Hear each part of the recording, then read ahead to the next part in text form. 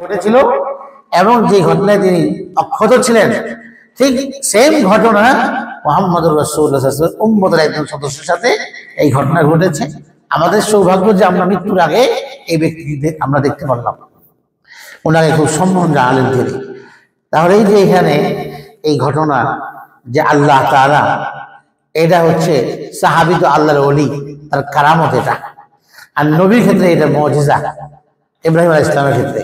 আর আবু মুসলিম খালানি রাদিয়াল্লাহু আনহু উনি সাহাবী, উনি তার নবী নন, উনি ওলি।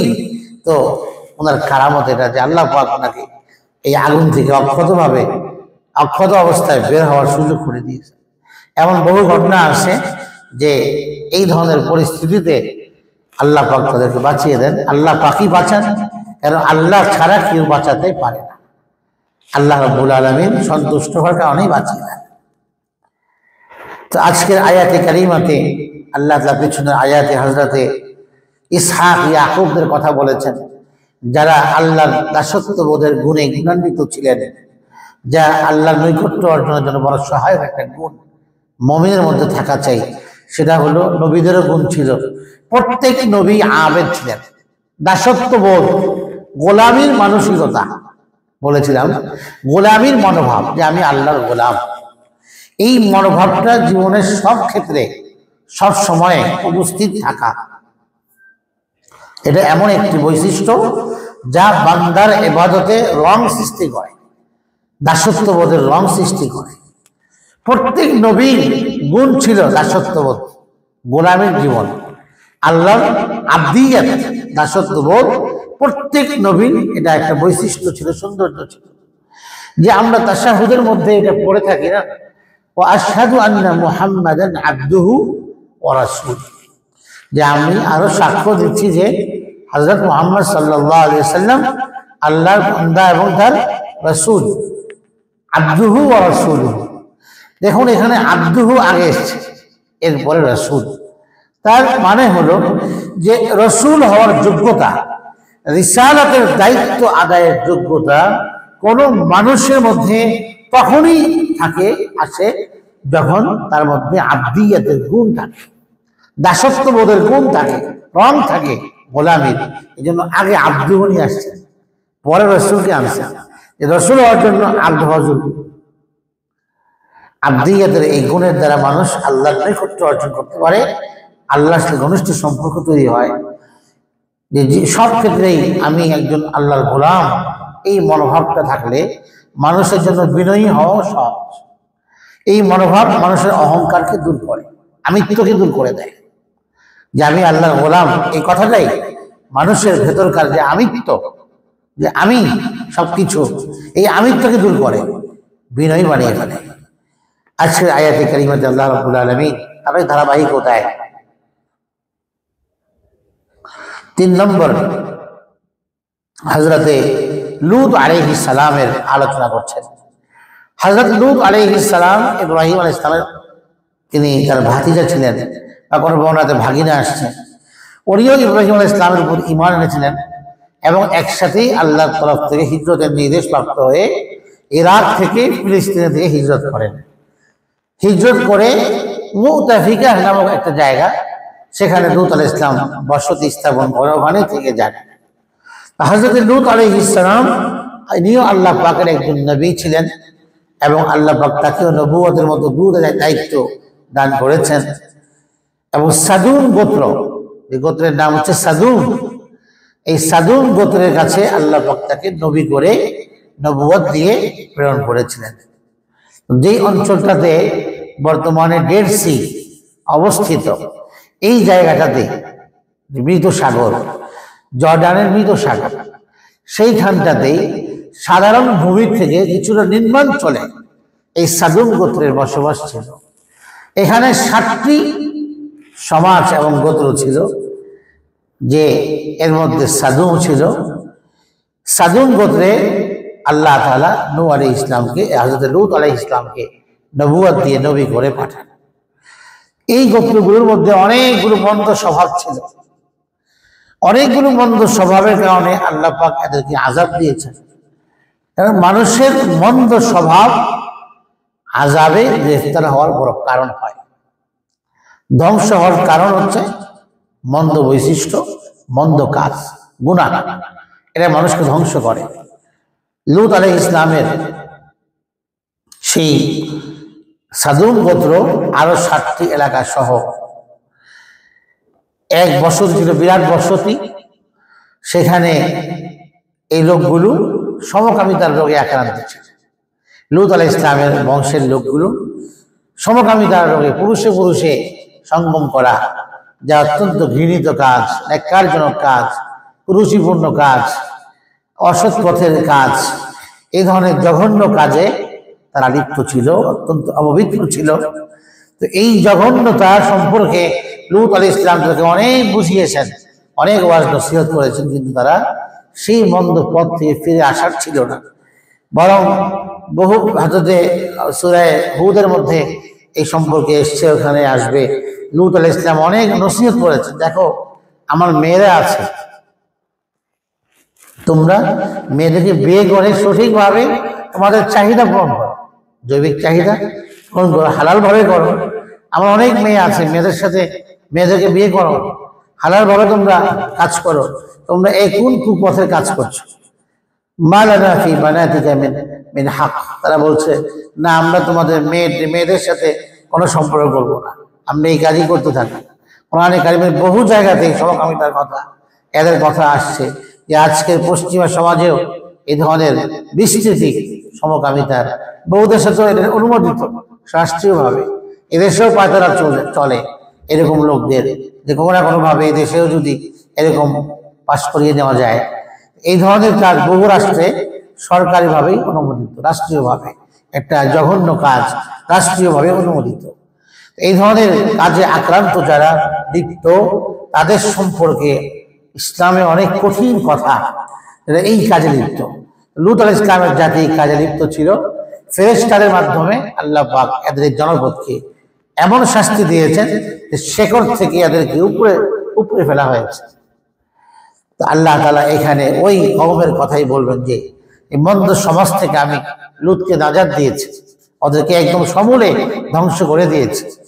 এর বড় একটা রোগ ছিল, তাদের সমকামিতার রোগ ছিল, এই কাজ তারা করতো।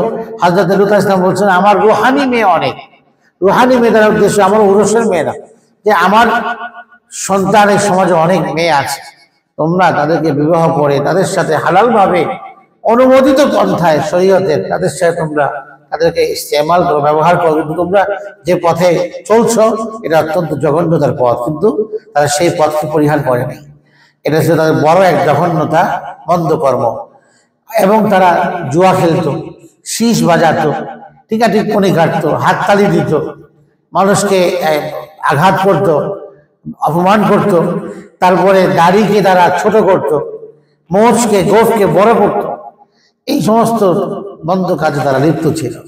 এরপরে তারা কবুতর দিয়ে জুয়া খেলত, কবুতরবাজি করে, যে পাখি দিয়ে জুয়া খেলত, শরাব পান করত, মদ পান করত।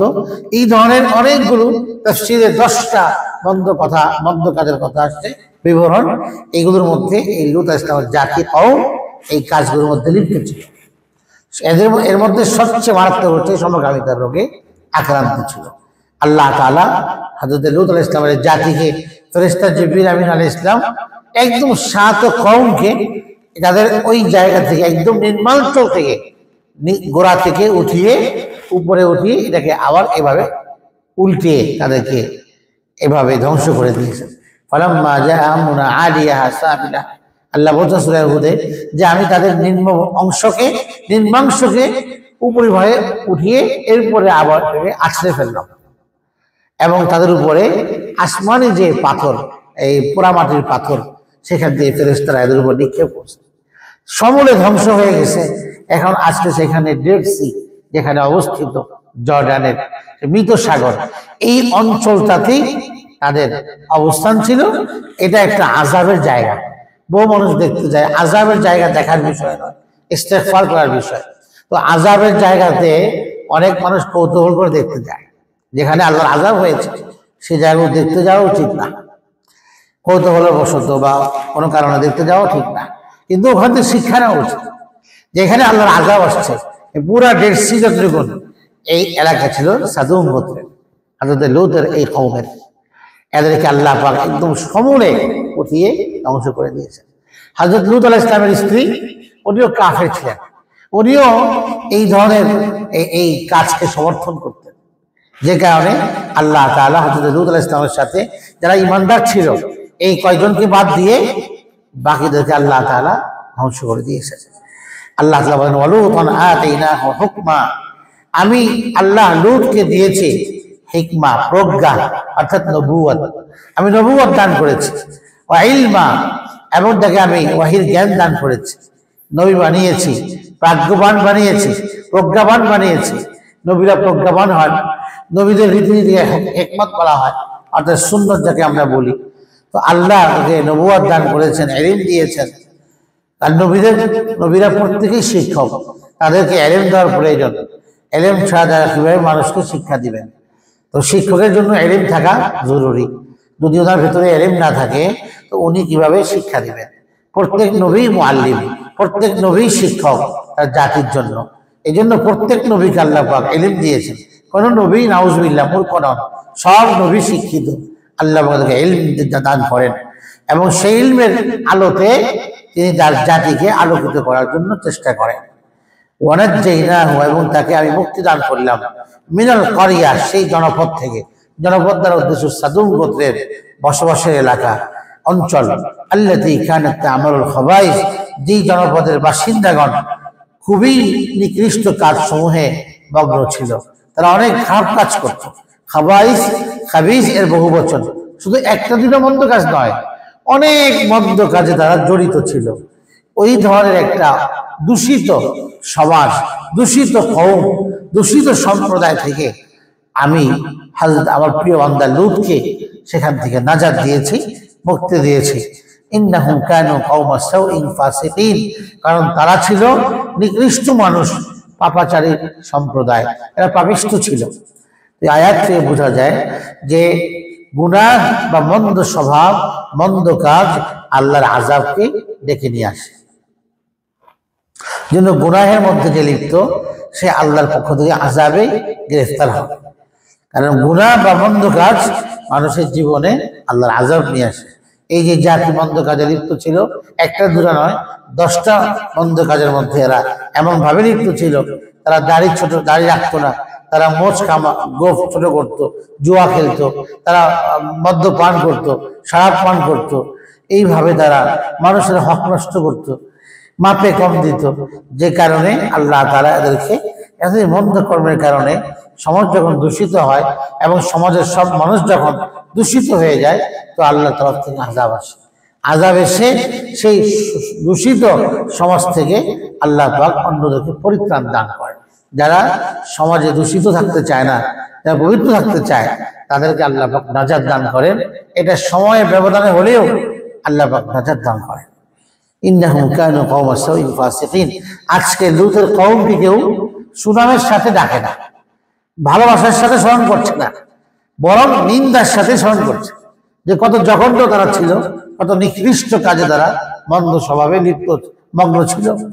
কেউ তাদেরকে ভালোবাসার স্মরণে স্মরণ করে না, বরং তাদের প্রতি তিরস্কার, ভৎসনা এবং তাদের প্রতি নিন্দা জ্ঞাপন করেই তাদের কথা মানুষ স্মরণ করে। তো যে মানুষের কাছে স্মরণীয় হওয়ার জন্য এখান থেকে এটাও বোঝা যায়, যদি আমি ভালো কাজ করি, ভালো বৈশিষ্ট্য ধারণ করে আমি দুনিয়া থেকে যেতে পারি, তাহলে মানুষের জীবনে আমার প্রশংসা হবে, মানুষ আমাকে স্মরণ করবে কল্যাণের সাথে, দোয়ার সাথে, ভালোর সাথে মানুষ আমাকে স্মরণ করবে। এটা মানুষের দুনিয়ার জীবনের ইমানদার ব্যক্তির নগদ পুরস্কার, আগাম সুসংবাদ, যে মানুষের অন্তরে সে জায়গা করে নিয়েছে। হযরত ইব্রাহিম আলাইহিস সালাম তো এমনই ছিলেন, এখনো তাকে আমরা আলাইহিস সালাম বলছি, তার কর্মের কারণে তার প্রতি শান্তি বর্ষিত হোক, তার জন্য আমরা দোয়া করছি। মন্দ কাজ আযাব নিয়ে আসে, আর ভালো কাজ মানুষের জীবনে প্রশংসা নিয়ে আসে। ভালো কাজ প্রশংসা নিয়ে আসে, মন্দ কাজ মানুষের জীবনে আযাব নিয়ে আসে। এই আয়াত থেকে বোঝা যায়। এরপরে আয়াতে আল্লাহ পাক বলেন, ওয়াদখালনাহু ফি রাহমাতিনা, আমি শুধু এতটুকুই করিনি, বরং আমি আল্লাহ তাকে আমার রহমতের প্রবেশ করিয়ে দিয়েছি, সে আমার রহমতের অংশীদার এবং তার সে আমার প্রতি দয়া পাবে। আমার রহমতের উপযুক্ত তাকে আমি বানিয়ে দিয়েছি, রহমতের ভিতরে তাকে আমি ঢুকিয়ে দিলাম। নবীদের বিশেষ একটা মানসাব হয় নবুয়ত, এটাকে রহমত শব্দ এখানে ব্যক্ত করা হয়েছে, যে আমি তাকে আমার রহমতের মধ্যে ঢুকিয়ে দিলাম, মানে আমি তাকে নবুয়ত দান করলাম। আরেক অর্থ হলো ইন্নাহু মিনাস সালিহিন, নিশ্চয়ই লূত তিনি নেককারদের অন্তর্ভুক্ত এক ব্যক্তি ছিলেন। তো মানুষ যখন নেককার হয় তখন সে আল্লাহর রহমতের ভিতরে ঢুকে পড়ে। নেককার হলে আল্লাহর রহমত তার শামিলে হাল হয়। এটাও এই আয়াত থেকে বোঝা যায় যে যদি নেককার হওয়া যায়, সালেহ হওয়া যায়, তাহলে আল্লাহ পাকের রহমতের অংশীদারও অবশ্যই সে হবে। আল্লাহ পাক তাকে নিজের রহমতে প্রবেশ করাবেন তার সৎ হওয়ার কারণে, নেক হওয়ার কারণে। আর নেক হওয়া কত দামি! নেক হলে আল্লাহ পাক দুনিয়াতেও সম্মান দান করেন, আর আখিরাতের সম্মান তো আল্লাহর কাছে আছেই। এরপরে আল্লাহ রাব্বুল আলামিন চতুর্থ নম্বর হযরতে সাইয়্যিদুনা নূহ আলাইহিস সালামের এই আলোচনা করছেন, সংক্ষিপ্ত আকারে হযরত নূহ আলাইহিস সালামের আলোচনা করছেন। এর আগে হযরতে যে লূত আলাইহিস সালাম তার কথা আল্লাহ তাআলা এখানে এই আয়াতে কারিমাতে বললেন, এবং প্রত্যেক নবীকে আল্লাহ পাকই নাজাত দিয়েছেন। নাজাত দানকারী একমাত্র আল্লাহ তাআলাই। নূহ আলাইহিস সালামের কথা বলছেন। নূহ আলাইহিস সালাম হচ্ছেন দ্বিতীয় আদম, ওনাকে বলা হয় আদমে সানি, দ্বিতীয় আদম। 82 বছর, মতলব 81 বছর, 950 বছর, 950 বছর তিনি দাওয়াতের কাজ করেছেন। 81 অথবা 80 বা 82 এরকম মতান্তরে মানুষ ইসলাম গ্রহণ করেছে। অল্প সংখ্যক মুমিন, কিন্তু কাজ করেছেন দীর্ঘ 950 বছর। এত বছরের দাওয়াতে মেহনতে মাত্র মানুষ তৈরি হয়েছে 80, কোনো বর্ণায় 81, কোনো বর্ণায় 82 বা 83। এই পরিমাণ মুমিন সহ আল্লাহ তাআলা হযরতে নূহ আলাইহিস সালামকে নাজাত দান করেছেন। নূহ আলাইহিস সালাম যখন দেখলেন, নিরাশ হয়ে গেলেন যে না, আর কেউ ঈমান আনবে না। নিরাশ হওয়ার অর্থ হলো যে তিনি আল্লাহর পক্ষ থেকে যখন এটা পরিপূর্ণভাবে বুঝে গেলেন যে না, আর কেউ ঈমান আনবে না, তখন তিনি আল্লাহর কাছে দোয়া করলেন যে রব্বি লা তাযার আলা আরদি মিনাল কাফিরিন দাইয়ারা, আল্লাহ ভূপৃষ্ঠে কোনো ব্যক্তিকে আপনি কাফের হয়ে, কাফের পরিচিত অবস্থাতে রাখবেন না। তাহলে ফিতনা ফাসাদ করে জমিনের মধ্যে বিশৃঙ্খলা সৃষ্টি করবে। কাউকে আপনি রাখেন না, হয় যদি ঈমান আনা হয় ঈমান আনুক, আর না হয় এদেরকে আপনি ধ্বংস করবেন। অন্য আয়াতে দোয়া করেছেন যে রব্বি আন্নী মাগলুবুন ফান্তাসির, আল্লাহ আমি পরাজিত, আল্লাহ আমার সাহসে কুলাচ্ছে না, আল্লাহ মনে হচ্ছে ফাস্ট হয়ে যাচ্ছে, আল্লাহ আমি তো পরাজিত হয়ে যাচ্ছি মনে হয়, আপনি আমাকে সাহায্য করুন। ফান্তাসির, আপনি আমাকে সাহায্য করুন, আমি পরাজিত হয়ে যাচ্ছি। রব্বি আন্নী মাগলুবুন ফান্তাসির। এই দোয়া হযরত নূহ আলাইহিস সালাম আল্লাহর কাছে করেছেন আগেই, যে কারণে হযরত নূহ আলাইহিস সালাম যে এখানে আসছেন এবং হযরত নূহ আলাইহিস সালামের দোয়া আল্লাহ তাআলা কবুল করবেন, উনি যখন জানছেন যে না আর কেউ ঈমান আনবে না, তারপরেই বদদোয়া করেছেন। প্রশ্ন হতে পারে, নবীরা তো রহমতওয়ালা হয়, দয়াশীল হয়, 950 বছর দাওয়াত দিলেন, এখন কেন বদদোয়া করছেন কেন?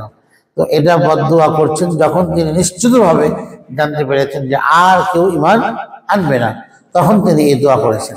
এই অবস্থায় দোয়া করেন নাই, তিনি জানতেন না যে আরো কেউ ঈমান আনবে কিনা। আল্লাহ তরফ থেকে জানার পরেই তিনি আল্লাহর কাছে এই দোয়া করেছেন।